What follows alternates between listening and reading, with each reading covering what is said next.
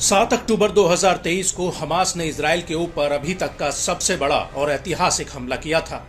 लेकिन इस हमले के बाद जब इजराइल ने जवाबी कार्रवाई की तो उसे चारों तरफ से घेर लिया गया। एक तरफ लेबनान का हिजबुल्लाह तो वहीं दूसरी तरफ इराक और सीरिया के प्रतिरोधी समूह उस पर हमला कर रहे थे।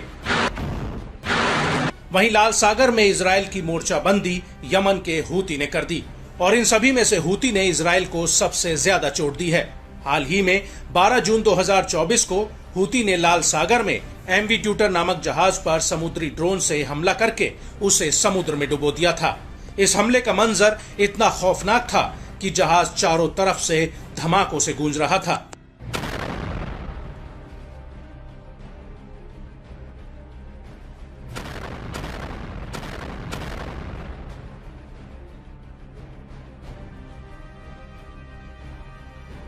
लेकिन ऐसा लगता है कि हूती अभी यहीं नहीं रुका है, बल्कि वो आगे इजराइल को कोई बड़ी चोट देने की तैयारी में है,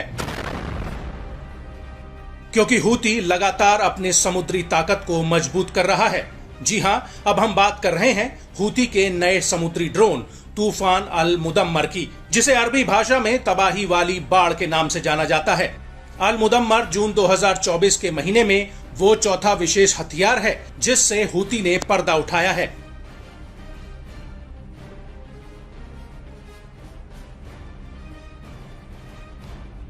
और लाल सागर में तूफान अल मुदम्मर इजराइल और पश्चिमी देशों के जहाजों के लिए काल साबित हो सकता है।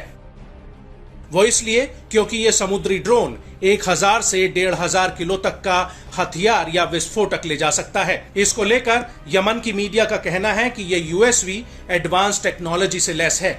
इसे मैनुअल और रिमोट कंट्रोल दोनों से चलाया जा सकता है और समुद्र में इसकी स्पीड करीब 84 किलोमीटर प्रति घंटा है। ये समुद्र के हर वातावरण में हमला कर सकता है।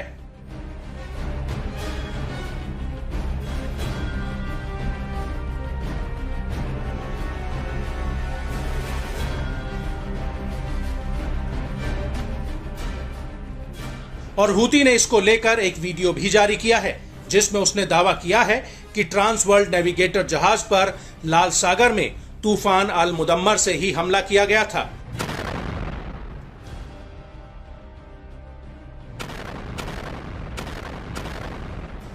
हूती के इस वीडियो में साफ दिख रहा है कि कैसे समुद्र में ये ड्रोन दौड़ता हुआ जा रहा है और सामने खड़े ट्रांस वर्ल्ड नेविगेटर पर जाकर ये हमला कर देता है, जिसमें जोरदार धमाके होने लगते हैं।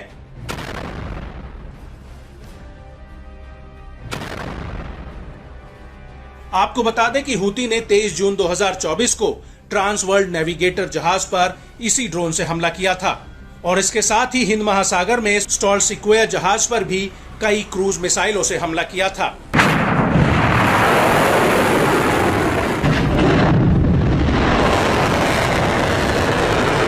आपको बता दें कि जून 2024 की शुरुआत में ही हूती ने एक नई बैलिस्टिक मिसाइल को दुनिया के सामने पेश किया था, जिसे उसने फिलिस्तीन बैलिस्टिक मिसाइल का नाम दिया था।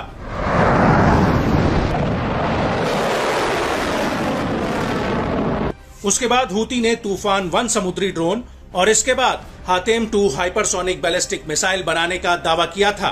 बड़ी बात यह है कि हालिया दिनों में हूती की हवाई और समुद्री ताकत में बेतहाशा बढ़ोतरी हुई है और इसके पीछे सीधे ईरान का हाथ है। ईरान ने ही हूती को बैलिस्टिक और हाइपरसोनिक मिसाइल टेक्नोलॉजी मुहैया कराई है, जिसके दम पर वो स्वदेशी मिसाइल और समुद्री ड्रोन बनाने का दावा कर रहा है।